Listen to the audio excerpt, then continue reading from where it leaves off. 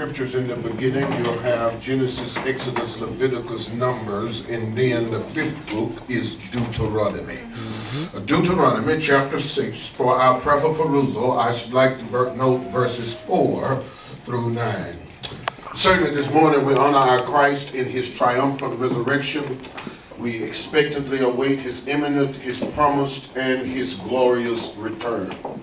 We praise God for Dr. Terry Renee Taylor, Amen. Our First Lady and my life partner. It's a joy to be in worship with you. Thank you for leading us in worship. Amen. I'm certainly appreciative to Nicole and Marty Walker for making their way and assisting us in our worship celebration. Amen. I have some 14 siblings, or say maybe 13, 14 with me.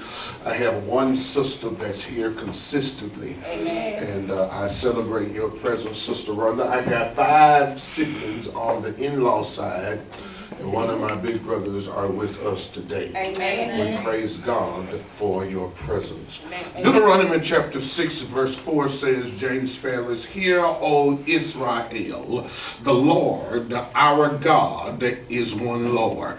He says, "Thou shalt love the Lord thy God with all of thy heart, with all of thine soul, and with all of thy might." And then he says, "And these words which I command unto thee this day shall be in thine heart, and thou shalt teach them diligently unto thy children, and shalt talk of them when thou sittest in thine house, when thou risest up, or when thou walkest by the way, and when thou risest up." He says in verse 8, "Thou shalt bind them for a sign upon thine hand. They shall be as frontlets between thine eyes. You shall write them upon the posts of thy house and on thy gates." You may be seated in the presence of the Lord. And this morning I want to talk about some practices for a productive new year.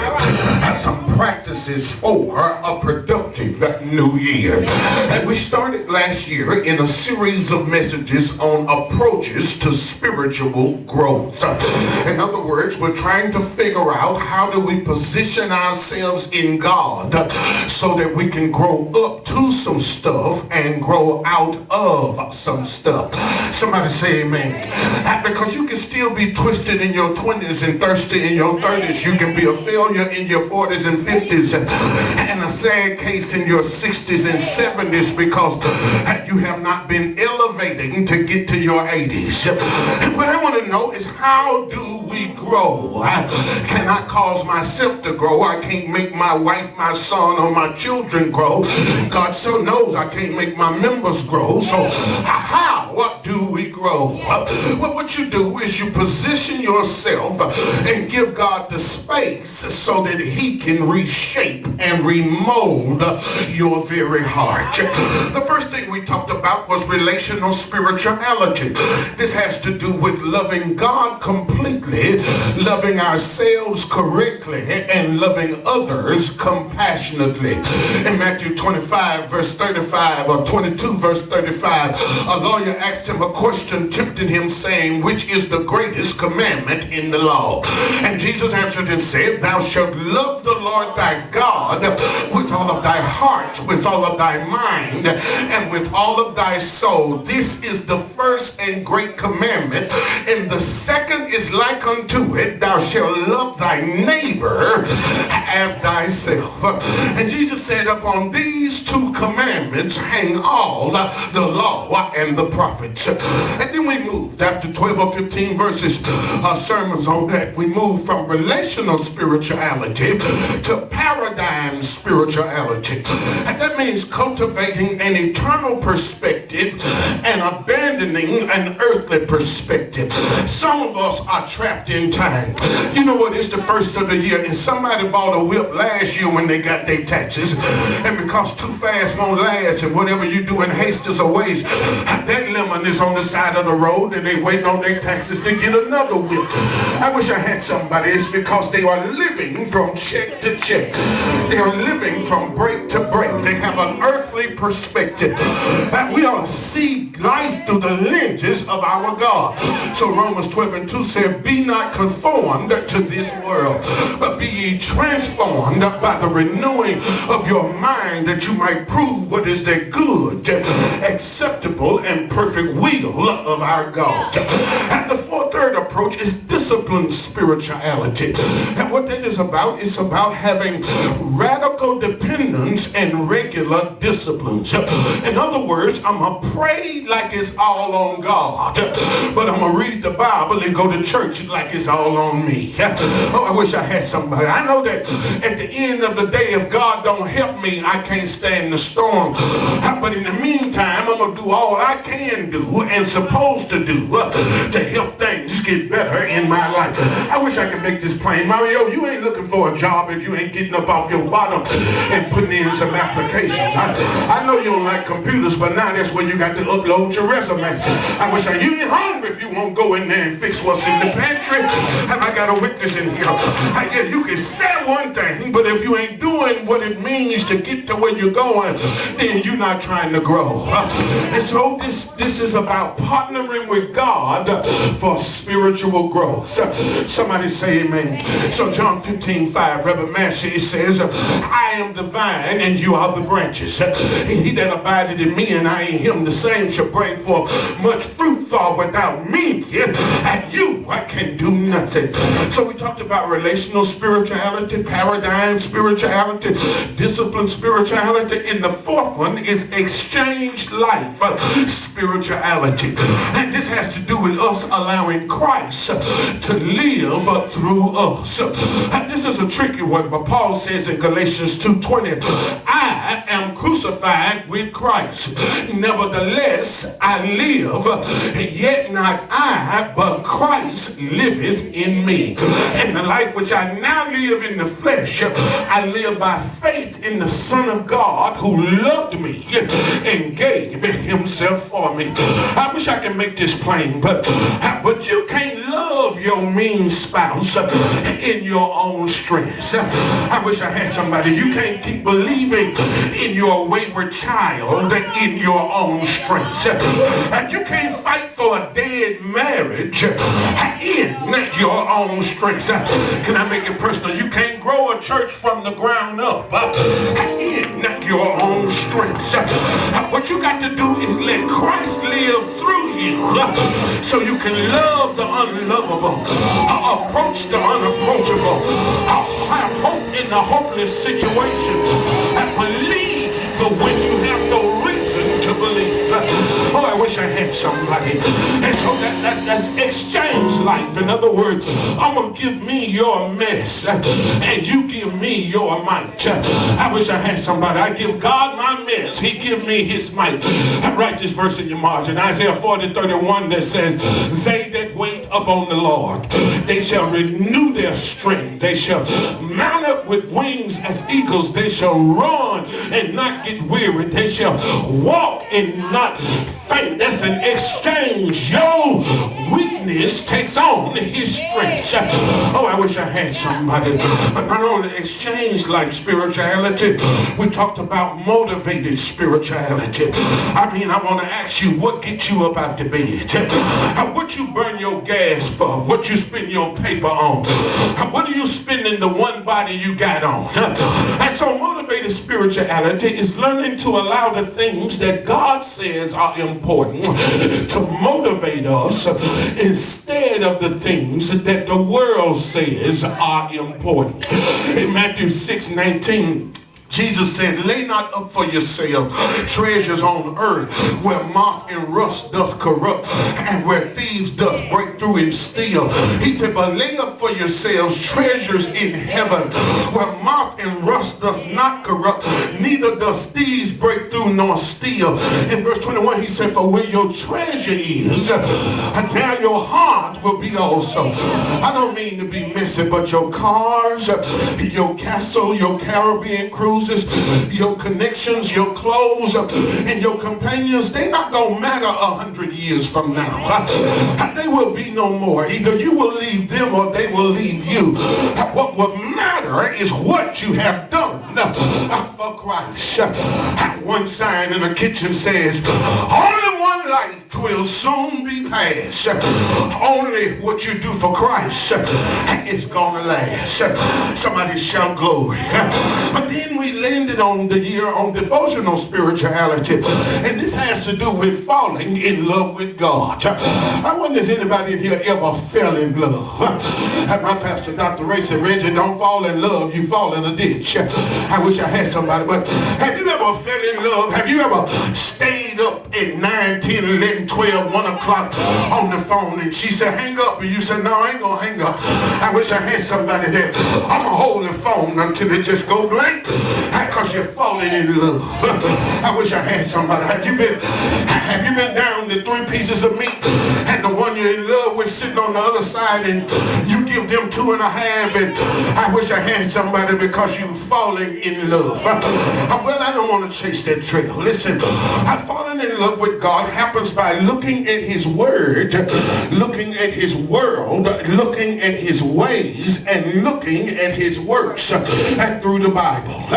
And that is, the more you see the hand and the heart of God, the more you get enraptured in his being. Oh, I wish I had somebody. I had somebody. We trying to grow a church, and so I do have people. I love you, Pastor. We love First Lady. I love the rock, but then they don't tithe. Can I tell you something? You can give without loving, but you cannot love without giving. Oh, I wish I had somebody. As I come out, don't take 30 minutes to raise an offering, because if God get their heart, he'll get what's in their hand. You see, my pastor said, I don't believe it, I'll try it, but my pastor said, if you put a gun on me, I'll give you what's in my pocket. But if you get in my heart, I'll take you to the teller with me.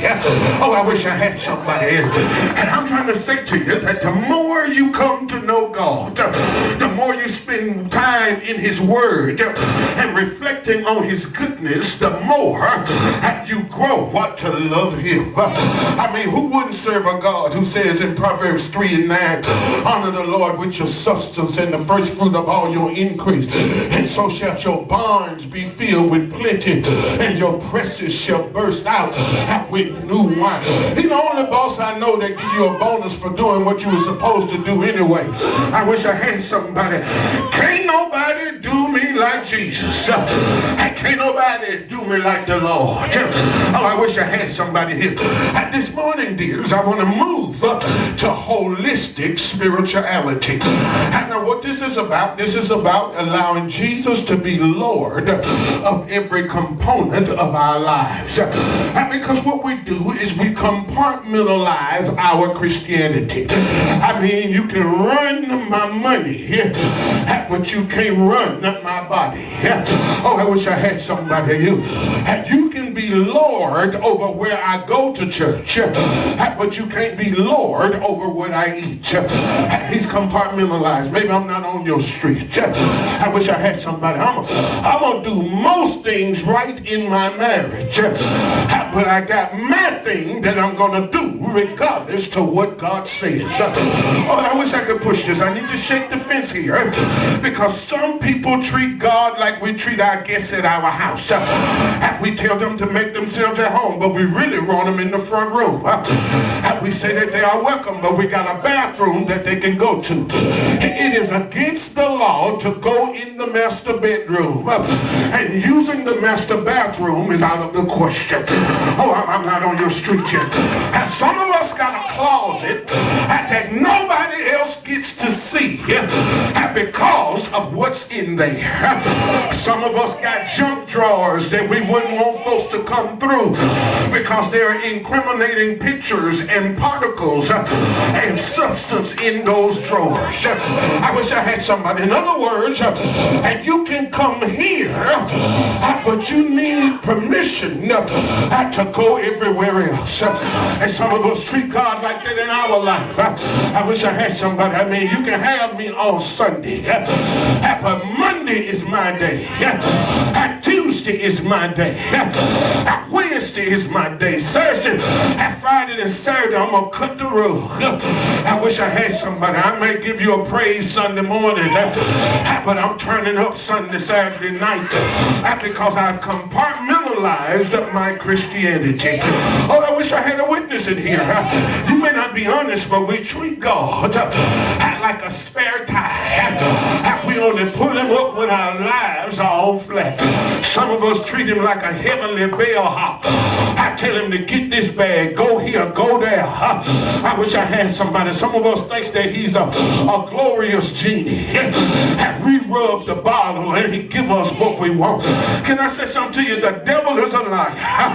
God wasn't made for you. And you were made for God. And so the challenge in 2019 is to let him be Lord over everything.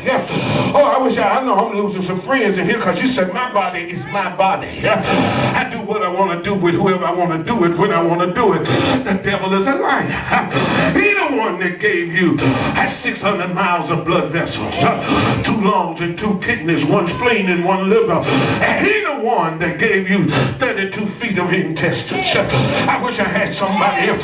If he don't give you the strength, you can't put 1 foot in front of the other. At 1 Corinthians 6:19 says, what, know ye not that your body is the temple of the Holy Ghost, and you were bought with a price, for you are none of yours but his. Therefore glorify God in your body and in your God. Help us. Those of us who got to have a glass of wine with every meal. God help us. God help us. Those of us that smoking Newports and Cool 100s. I wish I had somebody in Camels and Moors and Marlboros. God help us. I wish I had somebody that we can't go to a party unless we drink some brown whiskey. And we're saying that this our time and this is how we get down. But God said, I don't want some of you. I wish I had somebody. I don't know who it was. I believe it was Luther Vandross that said, ain't nothing like loving somebody when somebody loves you back. But we treat him like Jay Blackfoot treated his girl. He says, your body is here with me, but your mind is on the other side of town. I ain't got no help in here. There's some blues listeners in here, Dr. Taylor. But Jesus said in Luke 6:46, why call ye me Lord, Lord, and do not the things that I say? In Luke 9:23, Jesus says, if any man come after me, he must deny himself and follow me daily and take up his cross. Have I got a witness in here? When he called Peter and Andrew in Matthew 4:18, it says, when he passed by the Sea of Galilee, he saw 2 brothers, Simon, which is called Andrew, or Peter and Andrew, his brother, casting their net, for they were fishers. And he said, come, follow me, and I will make you fishers of men. Oh, I wish I had time to talk to you about it. I at least introduced the sermon this morning. I trust that you'll come back same time, same place. I wish I had somebody. But here are the principles and the practices. He says, Dr. James, if you want to have a productive new year, and if you want the rest of your life to be the best of your life, here's the fat of it. He says, number 1, this year, make sure that you're listening not to the Lord. I notice what he says. He says, hear, O Israel. Oh God, I wish I could fuss right now. The Lord our God is one Lord. Listen. Don't let your children play the game when the pastor preaching. And they need to listen. I wish I had somebody. Don't answer the phone when you read your Bible. And you need to listen. And don't check emails and surf the web. And don't go on your Facebook page, your Twitter account. And don't be looking at pictures on Pinterest when it's Bible reading time, because we need to listen. I wish I had somebody. I can't illustrate this. I'll tell you this again, but listen. Here, Shema in the Greek, in the Hebrew, it means to listen with legs on. I wish I had somebody. It means to pay attention and then apply what you heard. My daddy, bless his heart, he gone. He died in 85. I wasn't but 11 when he died, but my daddy couldn't say Reginald. He used to say Whitney. He was 6'6", jet black. He was purple black. He wore a size 14 shoe. His hands was the size of my feet. He was big, broad, and black. And when he called your name, everything stopped. And then he said, Whitney, did you hear what I said? And he's not saying, did you pick pick it up in your ear gate. He's not asking, baby boy, do you need some hearing aids? He's not saying that. What daddy was saying is, how come you ain't moving on what I said? Listening with legs on. He said, get me a piece of meat. I need to be on the way to the stove. If he said, pick that paper about the floor, it need to be up before he get through talking. Because I'm listening with some legs on. That's what you need to do in 2019. Don't just tote your Bible, let your Bible tote you. I ain't gonna just have religion, I'm gonna have a relationship. I'm gonna quit doing what I want to do and what I can do, and quit thinking it's cool just cause don't nobody see it and I ain't gonna get caught. I'm gonna find out what God wants and do what God said do. Listening to the Lord.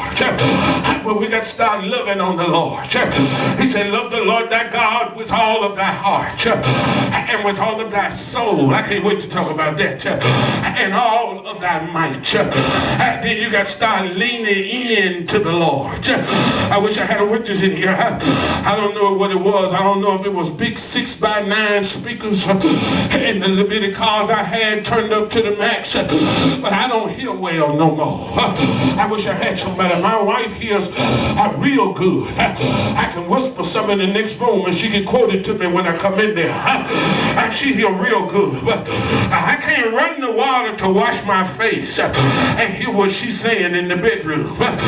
You know what I got to do? I got to lean in.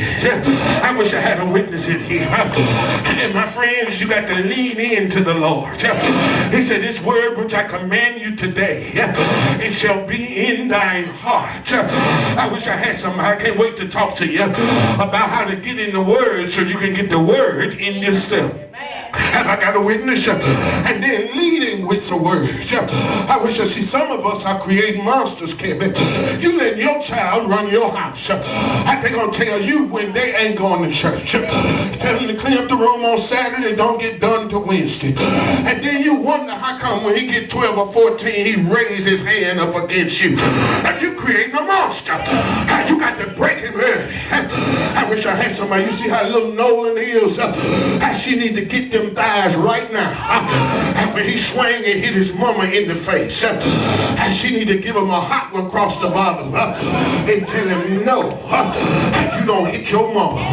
I wish I had a witness in here. In other words, you got to lead your children. And he said in the book, thou shalt teach thy children diligently. Somebody shout diligently. He said, then look, I want you to talk about it when you lie down, when you rise up, when you sit in your house. I wish I had somebody. And when you walk by the way.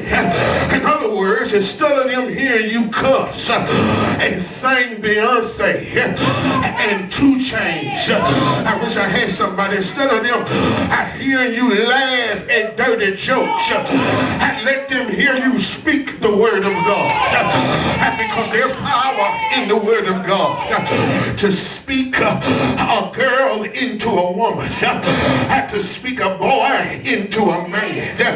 Oh, I wish I had somebody in here leading for the Lord, leading with the Lord. And then he says, I want you living for it. I wish I had a witness in here.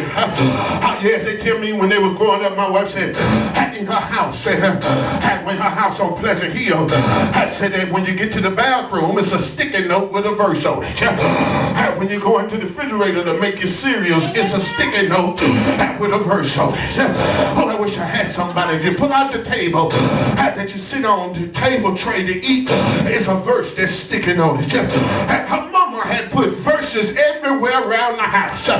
They said they won't listen to the book, I'm going to put it before them so they can look at the book. I wish I had somebody. I didn't have verses in my house, but when I got saved, I put them in my dashboard. When I got a smartphone, I made one verse my screensaver. I ain't got no witness in here. I'm trying to tell you that you need to bind it for a sign up on your hand. It need to be frontlets in between your eyes. eyes.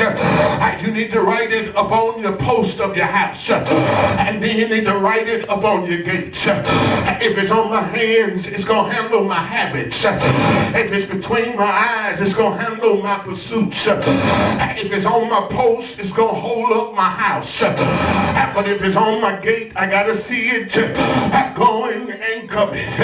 You know, I wasn't intending to haul off this sermon, but I done got happy thinking about it. And you can do what you want to do. But in 2019, I'm going to let Jesus be Lord in every area of my life. Somebody said, what you going to do, Reverend? Well, I'm going to take my head and do Romans 12 and 2. Where he said, be not conformed to this world, but be transformed by the renewing of your mind. What you going to do with your mouth, Reverend? I'm going to take Psalm 119, verse 13 and 14, where he said, I have rejoiced in thy testimonies as much as in all goals, and with my lips have I declared the judgment of your mouth. I'm going to do like Bishop Bell said in a prayer, Psalm 34 and 1, I will bless the Lord at all times, and his praise I shall continuously be in my mouth. I heard about your head, and I heard about your mouth. What you gonna do with your eyes? I'm gonna take Hebrews 12 and 2, and looking unto Jesus, the author and finisher of my faith, who for the joy set before him endured the cross, despised the shame, and is set down at the right hand of the Father. I'm going to take my knees and do Philippians 2 and 12. At the name of Jesus, every knee shall bow, and every tongue shall confess to the glory of God that Jesus is Lord. Oh Lord, and I'm going to take my hands and do Ecclesiastes 5 and 19. He said, whatsoever thy hands find it to do, do with all thy might before the evil days come. Well, what you going to do with your body, Reverend? Romans 12 and 1, I beseech you therefore, brethren, by the mercies of God, that you present your bodies a living sacrifice, holy and acceptable unto God, which is your reasonable service. I got to leave you, saints. May the Lord bless you real good. One of the old hymns of the church was, Jesus hath paid it all to him I owe. Sin had left a crimson stain, but he washed it white as snow. I see y'all black and Baptist, you might know this one. A church to keep I have, and a God to glorify. A never dying soul to save, to fit it for the sky. Some of y'all didn't move. I was alone and idle. I was a sinner too, but I heard a voice from heaven saying there is some work to do. You know what I did, Auntie? I took my master's hand and I joined the Christian band, and now I'm on, oh shucks, I'm on at the battlefield for my Lord. And I don't know about you, but I promised him that I would serve him until I die. Happy New Year to you. Oh shucks. At the battlefield for my Lord. Lord. Come on, give him praise and thanksgiving. Amen. Hallelujah. Amen. Hallelujah.